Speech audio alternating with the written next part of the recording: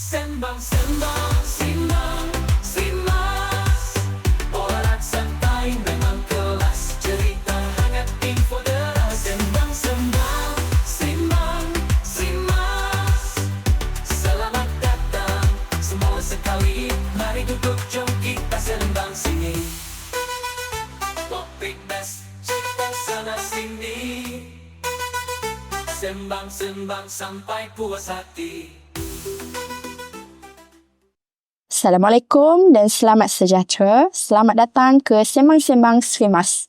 Saya Fatin Antasya binti An-Nizam, pensyarah daripada Jabatan Kejuruteraan Elektrik.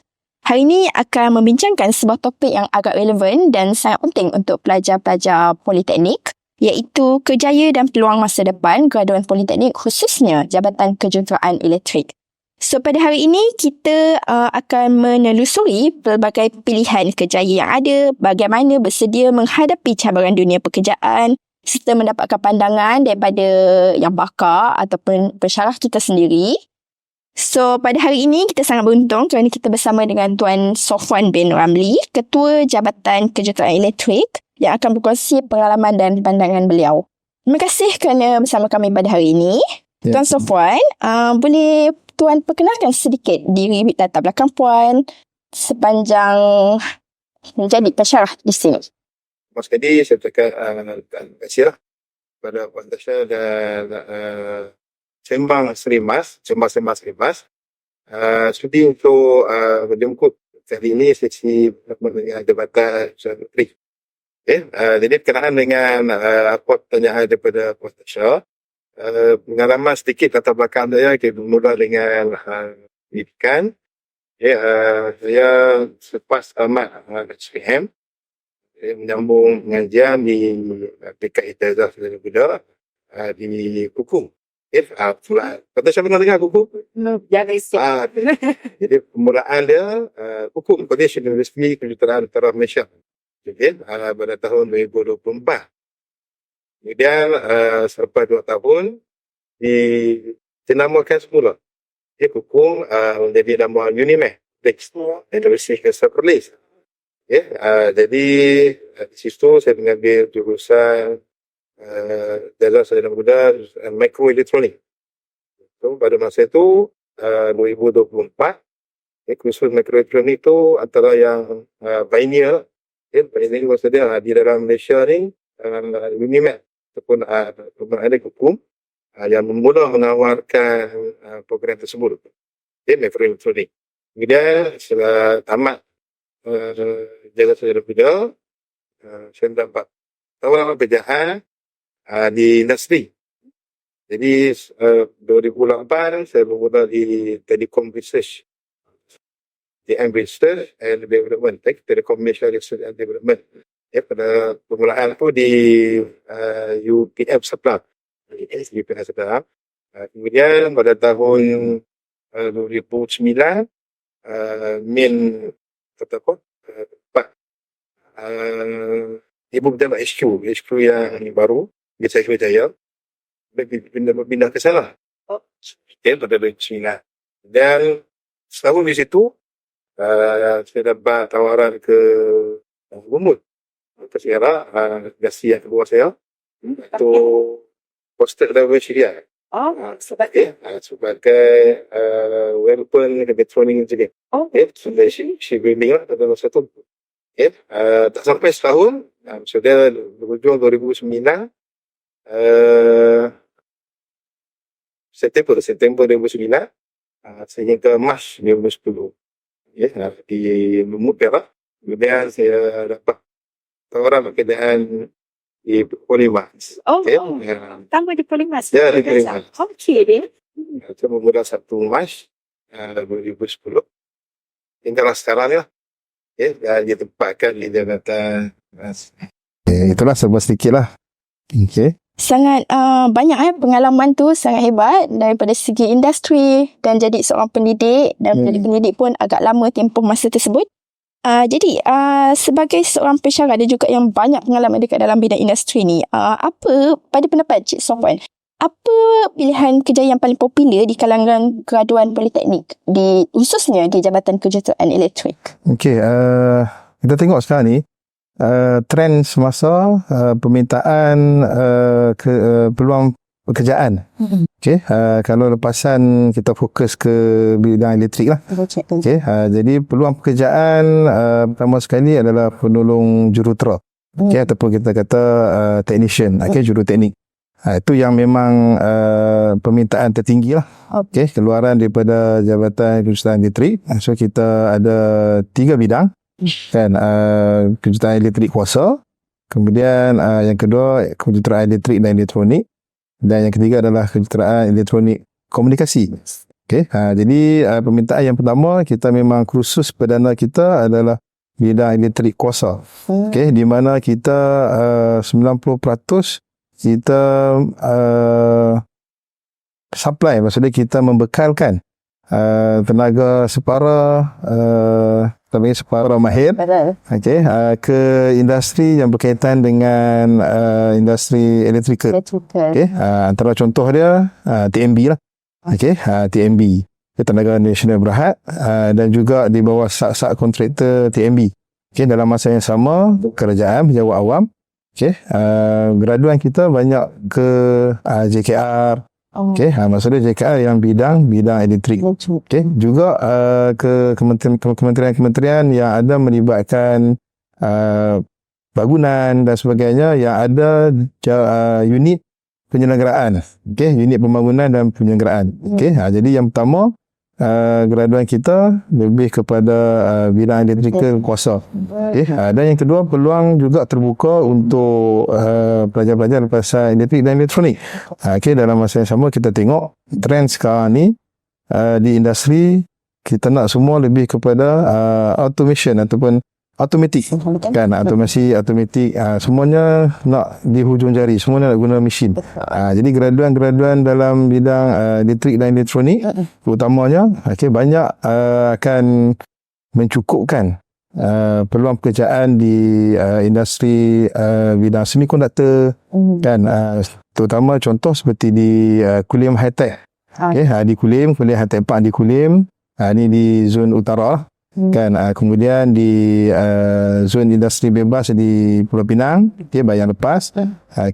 Kemudian di Lembah Kelang, kan, juga ada bidang-bidang semikonduktor, iaitu yang melibatkan chip, microchip, IC design dan juga bidang robotik. Bidang elektronik komunikasi, iaitu kita fokus kepada bidang telekomunikasi. Telekomunikasi. Jadi perkembangan pesat kita tengok sekarang ni dengan kemajuan teknologi dalam bidang wireless, wifi dan sebagainya, Puan Tasha pun sedia maklum, kita sekarang ke arah 5G. Kan, jadi graduan dalam bidang elektronik komunikasi ni banyak memenuhi permintaan Telekom Malaysia, di industri swasta, operator-operator yang menawarkan peluang pekerjaan seperti Maxis, kan, IS, telco yang ada di pasaran sekarang ni lah. Okay, jadi graduan kita yang mana yang fokus dalam bidang kita kata bekerja dalam bidang akan memenuhi permintaan. Okay, bidang elektrik, elektronik dan telekomunikasi lah. Okay, itu yang kita kata graduan dalam bidang. Untuk makluman penonton jugalah, di Jabatan Kejuruteraan Elektrik kita menawarkan 3 bidang yang betul. Tadi kan, kejuruteraan kuasa, ke elektrik dan elektronik, dan juga kejuruteraan elektrik komunikasi. So pelajar-pelajar yang berminat bolehlah melanjutkan pelajaran di Polimas lah, dalam bidang kita punya jabatan. Boleh tak Tuan berkongsikan sedikit tentang kepentingan latihan industri yang juga adalah sebahagian daripada modul dalam kita punya pendidikan? Apakah kepentingan tersebut untuk pelajar-pelajar kita ataupun graduan kita selepas tamat pengajian di pendidikan ini? Okey, baik Puan Tasha, berkenaan dengan latihan industri lah yang dimasukkan. Jadi dalam struktur kurikulum kita, memang telah digubal, kan, 5 semester pelajar akan belajar di kampus. Di kampus, dan 1 semester, iaitu semester yang terakhir, pelajar akan menjalani latihan industri. Jadi akan ditempatkanlah di luar daripada kampus. Boleh bagi tahu ke penonton mungkin berapa lama tempoh latihan industri tersebut? Tempoh dia adalah selama 20 minggu, 4 bulan ataupun 4 bulan setengah, lebih kurang macam tu lah. Maksudnya 1 semester pengajian. Jadi kepentingan latihan industri ni kepada pelajar kita. Kurikulum kita memang digubal sebegitu untuk membolehkan pelajar kita mengaplikasi, mendapat pengalaman bekerja di industri. Dalam masa sama, pelajar-pelajar kita ni akan mengaplikasikan. Maksudnya pelajar apa yang belajar selama 5 semester di kampus, terutama di Polimas, pelajar akan apply, maksudnya akan guna pakai ilmu tu dalam latihan industri. Jadi dalam masa sama, latihan industri ni penting untuk membentuk kemahiran pelajar. Seperti contoh, di dalam kampus kemungkinan peralatan kita mungkin tak kita kata tak ikut kemodenan tu seperti industri. Jadi basic tu ada, maksudnya asas kita dah terapkan kepada pelajar. Pelajar akan dapat pengalaman yang lebih di industri. Tujuan latihan industri untuk meningkatkan kemahiran pelajar. Di samping kita kata untuk membentuk jati diri pelajar kita, membentuk sikap dan juga keyakinan diri lah. Bila mana di dalam kampus ni seperti sedia maklum lah kan, pelajar belajar bersama-sama dengan rakan sebaya. Jadi bila pelajar menjalani latihan industri, pelajar-pelajar ni akan duduk dan bekerja dengan orang yang lebih tua daripada pelajar kita kan. So daripada situ pelajar akan dapat pengalaman yang lebih, cara untuk berkomunikasi kan. Itu akan membentuk, melengkapkan diri pelajar lah selepas tamat latihan industri. Untuk latihan industri ni sebenarnya kebanyakan pelajar politeknik, khususnya pelajar daripada Jabatan Kejuruteraan Elektrik, berjaya untuk menempatkan diri mereka di tempat itu, ataupun majikan menawarkan pekerjaan untuk mereka di syarikat yang mereka jalani latihan industri. Namun begitu, ada segelintir pelajar kita yang tak dapat ataupun tak diterima bekerja di tempat tersebut. Jadi mereka ni akan menghadapi sedikit cabaran lah untuk mencari pekerjaan pertama. Dan seperti kita maklum, majikan pasti akan mencari pengalaman kerja untuk pelajar-pelajar ini. Tetapi sebagai graduan pertama ataupun fresh graduate lah, kita tak ada pengalaman tu. Jadi pengalaman di latihan industri sesuatu yang sangat penting lah, yang perlu digunakan. Jadi apakah perkara penting yang pelajar perlu ada dan perlu dapatkan sepanjang mereka menjalani latihan industri? Terima kasih. Saya setuju dengan apa yang Puan Tasha sebutkan tadi. Antara dia untuk melengkapkanlah diri pelajar tu, selain daripada belajar secara teori dan sedikit praktikal di kampus, latihan industri tu akan melengkapkan pelajar. Maksudnya ketersediaan pelajar untuk menghadapi cabaran yang betul di luar sana lah. So berbalik kepada soalan Puan Tasha tadi tu, bila mana ada pelajar yang segelintir tak dapat tempat. Mungkin sebahagian kurikulum kita digubal tu supaya latihan industri di hujung kajian. Jadi majoriti, saya tak kata semua, majoriti pelajar kita alhamdulillah dapat. Betul. Selepas selesai latihan industri selama 20 minggu itu, majoriti pelajar kita terus dapat tawaran pekerjaan. Tapi sebahagiannya mungkin kurang keperluan di syarikat tersebut. Tapi antara yang pelajar boleh bersedia ataupun sediakan diri mereka sebelum ke latihan industri, terutamanya di kampus sendiri kita pun ada menyediakan latihan tambahan. Maksud saya di sini latihan tambahan itu keperluan pelajar kepada CJ kemahiran tambahan yang diperlukan. Seperti contoh yang sedia kita buat setiap semester kan, pelajar-pelajar semester 4 dan semester 5 akan menjalani lawatan industri yang pertama.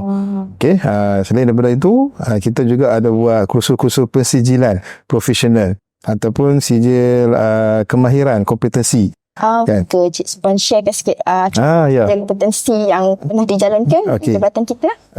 Bagi setiap semester yang tanpa gagal lagi lah kita kata, bagi bidang elektronik komunikasi, DB. Jadi memang kita dapat peruntukan khas untuk menyediakan pelajar-pelajar kita dengan latihan kursus fiber optik. Maksudnya CA1C dan CA2C lah. Yang ni akan membolehkan pelajar mendapat sijil kompetensi yang diiktiraf oleh syarikat Telekom Malaysia. Jadi setakat ni alhamdulillah pelajar-pelajar kita yang mengikuti kursus ini dan berjaya mendapat sijil-sijil kompetensi tersebut, mudah untuk diterima bekerja di syarikat-syarikat besar lah kita katakan, seperti Maxis, Celcom dan sebagainya, dan yang utama dengan Telekom Malaysia. Itu bagi graduan DEP lah. Jadi selain daripada situ, kita juga ada kursus-kursus lain tambahan seperti kursus kemahiran AutoCAD profesional kan. Itu pun semua pelajar kita diberi peluang.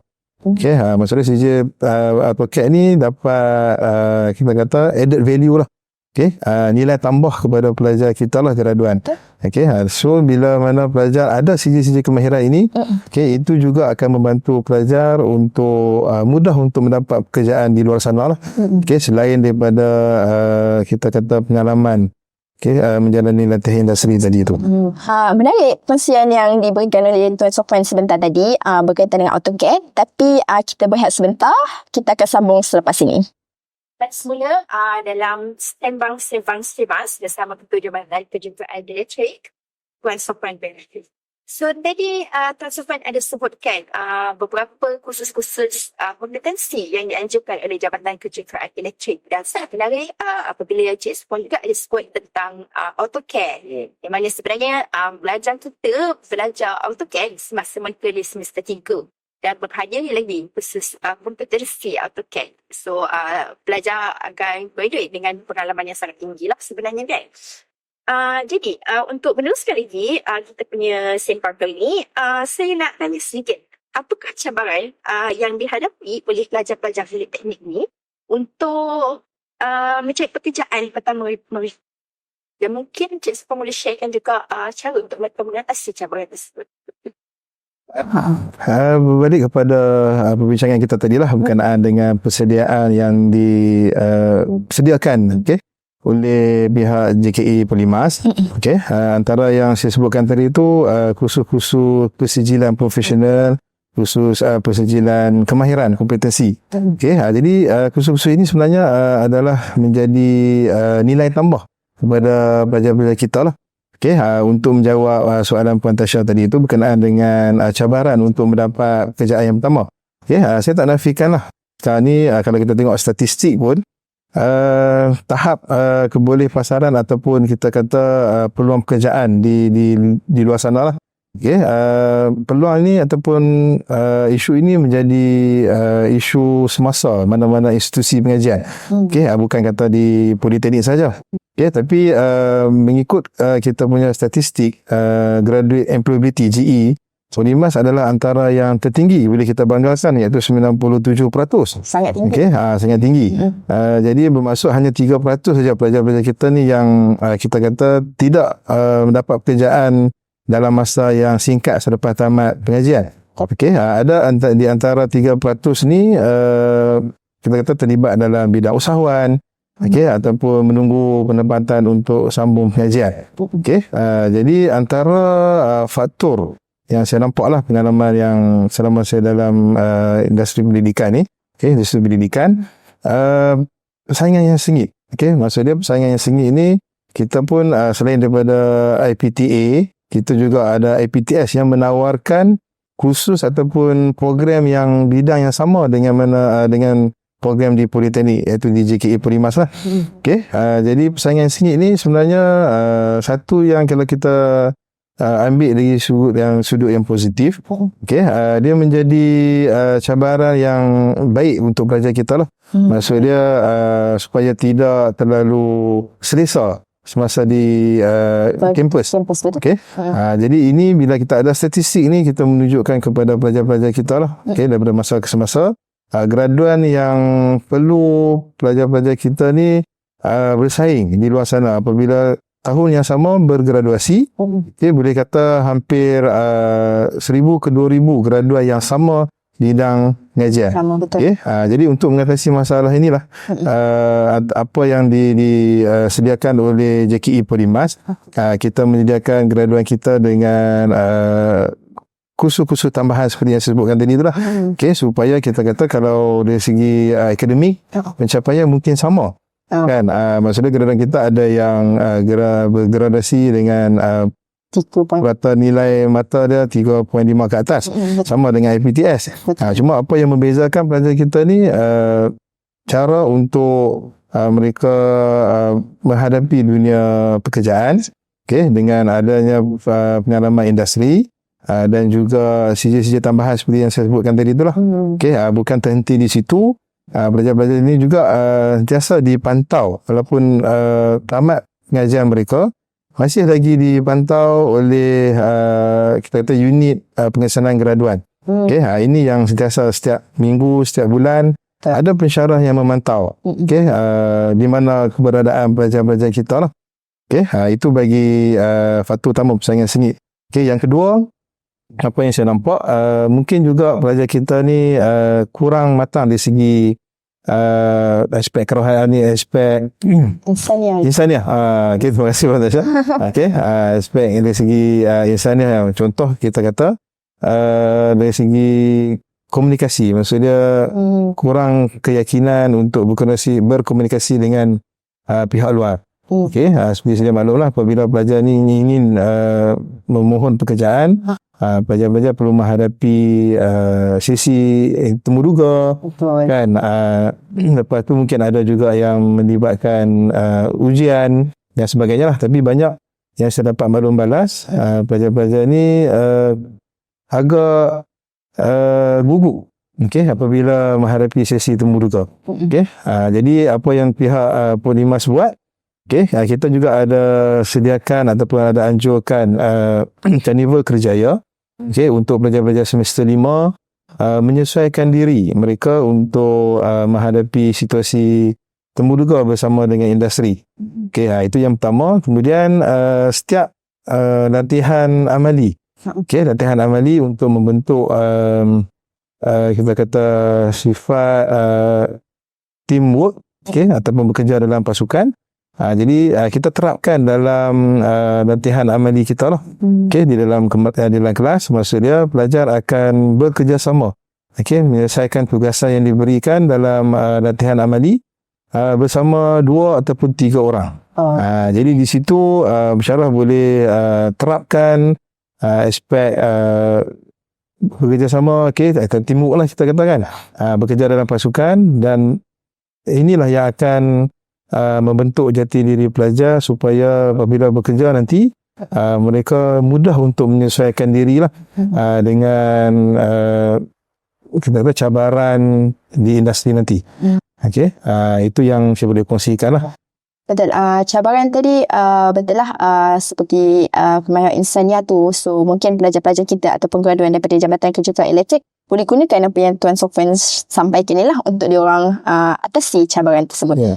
Berkait rapat juga dengan peluang pekerjaan tadi, ataupun kita nak cakap daya saing lah dengan IPTA lain. Mungkin Tuan Sofwan boleh sharekan sedikit platform-platform yang boleh digunakan untuk pelajar-pelajar ni mencari pekerjaan. Ada platform-platform yang Tuan rasa sangat berguna dan patut digunakan oleh pelajar-pelajar kita untuk cari pekerjaan pertama mereka? Okey, berbalik dengan peluang untuk graduan kita mencari pekerjaan. Okey, kita tengok sekarang ni pelajar-pelajar graduan sekarang ni lebih mudah berbanding dengan zaman saya lah. Okey, ambil pengalaman saya dulu kan. Sebab sekarang ni semuanya di hujung jari. Okey, Puan Tasha pun sedia maklum kan. Maksud di hujung jari ni maksudnya setiap hari kita dah ada media sosial kan. Jadi antara yang boleh pelajar ataupun kita kata graduan kita lah untuk mencari pekerjaan, okey, sekarang ni banyak yang disediakan oleh inisiatif kerajaan lah. Okey, menyediakan antara dia kita boleh kata Job Street kan, itu yang pihak-pihak swasta buat lah. Okey, My Job, okey, My Job ni di bawah pemantauan pihak kerajaan. Okey, My Job. Lepas tu dalam sistem Politeknik sendiri pun, okey, dalam laman web Politeknik Malaysia, Polisisi, juga disediakan directory, okey, untuk pelajar-pelajar akses kepada laman web yang menawarkan peluang-peluang pekerjaan. Okey, sebenarnya banyak, terlalu banyak. Okey, selain daripada sekarang ni pelajar didedahkan dengan aplikasi yang pelbagai. Okey, adanya TikTok, adanya Facebook, adanya IG. Selain daripada itu, kita teruskan lagi sebabkan pengalaman Cik Sofwan yang sangat lama dalam bidang pendidikan. Jadi Cik Sofwan telah mendidik pelbagai tokoh-tokoh mungkin ataupun manusia-manusia berjaya di luar sana. Jadi ada tak kisah, boleh tak Tuan Sofwan sharekan satu atau dua kisah graduan daripada Jabatan Kejuruteraan Elektrik yang telah berjaya di luar sana? Okey, terlalu banyak. Jawapan saya terlalu banyak. Kan? Jadi antara yang kita boleh menjadi inspirasi kepada bakal pelajar di luar sana. JKI Polimas sekarang ni alhamdulillah Persatuan Alumni sangat aktif. Sangat aktif dan setiap semester, setiap sesi akan ada kita punya aktiviti bersama dengan alumni. Jadi untuk menjawab pertanyaan Puan Tasha, saya boleh kongsikan lah. Satu atau dua tokoh. Dan sehingga kini pun kedua-dua tokoh ni kita lantik sebagai penasihat program di Jabatan Kejuruteraan Elektrik. Untuk meneruskan legasi dan memberi motivasi lah kepada pelajar-pelajar kita. Yang pertama saya boleh kongsikan ini dalam bidang pendidikan. Iaitu Profesor IR Profesor Dr. Ahmad Zaidi bin Abdullah. Sekarang ni beliau bertugas di UNIMAD Perlis, Universiti Malaysia Perlis. Menariknya kisah Dr. Ahmad Zaidi. Beliau bermula daripada bawah. Masuk bawah ni maksud dia beliau setapak maksudnya daripada sijil, daripada sijil politeknik. Kemudian beliau menyambung pengajian di peringkat diploma juga di Polimas, di JKI Polimas. Dan seterusnya tidak habis di situ. Beliau menyambung pengajian di peringkat ijazah sarjana muda di Unit 10 TMB, dan rezeki beliau dapat tawaran membuat tawaran beasiswa di UNIMAD untuk melanjutkan pengajian di peringkat master sehingga PhD. Dan sekarang ni beliau menjawat jawatan sebagai pensyarah kanan, pensyarah kanan senior lecturer berpangkat Profesor Madya. Sangat besar. Jadi kita tengoklah maksud dia selepas habis saja satu pengajian, pelajar maksudnya bukan tertutup di situlah. Walaupun mungkin ada pelajar kita yang ingin bekerja dahulu, mencari pengalaman, mencari duit lah, tapi menuntut ilmu ni sampai akhir hayat lah kita katakan. Jadi pelajar-pelajar boleh ambil kisah alumni kita iaitu Profesor Dr. Ahmad Zaidi. Beliau dalam bidang pendidikan. Yang kedua, tokoh yang kedua yang saya boleh kongsikan adalah Encik Tuan Haji lah. Tuan Haji Abdul Malik. Tuan Haji Abdul Malik, dan beliau ni adalah kita kata kategori industri dan juga usahawan. Beliau juga alumni daripada JKI Polimas. Sebenarnya beliau dua beradik. Dengan Encik Malik abang, dan adik dia adalah Encik Imran. Cik Imran juga adalah graduan daripada bidang DEP Polimas. DEP JKI Polimas. So sekarang ni hasil kerjasama kedua-dua beradik ni, Encik Abdul Malik dan juga Encik Imran, mereka berdua berjaya menubuhkan syarikat iaitu Nur Kamal Network Sdn Bhd yang bertapak di Alostar, dan bidang mereka adalah elektrik elektronik. Dan juga yang menariknya, setiap semester kita akan menjemput kedua-dua tokoh ini untuk berkongsi pengalaman, memberi motivasi kepada pelajar kita, dan dalam masa sama mereka juga mengambil pelajar-pelajar kita untuk menjalani latihan industri di syarikat mereka. Jadi saya boleh kongsikan kedua-dua tokoh ni lah. Maksud dia hasil daripada didikan di JKI Polimas ni, alhamdulillah dia orang dapat mencari pengalaman dulu di syarikat lain. Dia dah ada sijil-sijil tambahan pengalaman, boleh menubuhkan syarikat sendirilah. Sampai ke tahap sekarang ni boleh pula mengambil pula lagi graduan kita bekerja bersama dengan syarikat mereka. So hampir 3 lah kan, sebabkan Tuan Imran tadi ada Ya, betul tu tadi. So kalau kita perhatikan kat sini, graduan daripada kejuruteraan elektrik bukan sekadar sebagai juruteknik, yang mana peringkat diploma, tetapi mereka juga berjaya dalam bidang pendidikan, bidang usahawan, dan bidang elektrik dan elektronik jugalah. Okey, terima kasih banyak-banyak Cik Sofwan atas kongsian yang sangat berharga bagi saya, pengalaman yang cukup luas. Saya yakin pelajar-pelajar politeknik ni dapat mendengar, dapat pengalaman, dapat jadikan iktibar, dapat menerima baiklah edukasi yang kita buat hari ni. Okey, tapi sebelum kita tamatkan kita punya sembang hari ni, boleh tak Cik Sofwan bagi sepatah dua kata untuk pelajar-pelajar di Polimas ataupun graduan-graduan pelajar di Polimas? Okey, terima kasih Puan Tasha bagi peluang ni. Okey, saya hasil daripada perbincangan panjang kita tadi lah. Okey, apa yang saya boleh simpulkan. Okey, jadi peluang sentiasa terbuka. Okey, peluang sentiasa terbuka bagi sesiapa sahaja. Bukannya kita kata tamat umur habis SPM hanya layak untuk masuk ke peringkat diploma, maksudnya orang yang 40-an, 50-an, tak ada peluang, tidak. Okey, sesiapa sahaja ada peluang. Okey, selagi ada diberi rezeki, diberi nyawa, boleh menyambung pengajian di peringkat diploma di JKE Polimas. Di sini saya nak kongsikan sikitlah beberapa benda menarik di JKE Polimas yang kita boleh tawarkan kepada pelajar-pelajar di luar sana.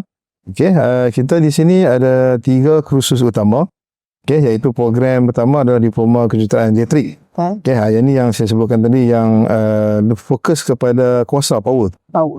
Dan yang kedua adalah diploma kejuruteraan elektrik dan elektronik. Elektrik dan elektronik ni balance, maksudnya ada ilmu untuk electrical dan juga ilmu untuk elektronik. Dan juga diterapkan elemen ilmu berkenaan dengan IoT dan juga robotik, untuk kita kata menyediakan pelajar-pelajar ni di industri di luar sana lah. Permintaan yang sangat tinggi bidang IoT dan juga robotik.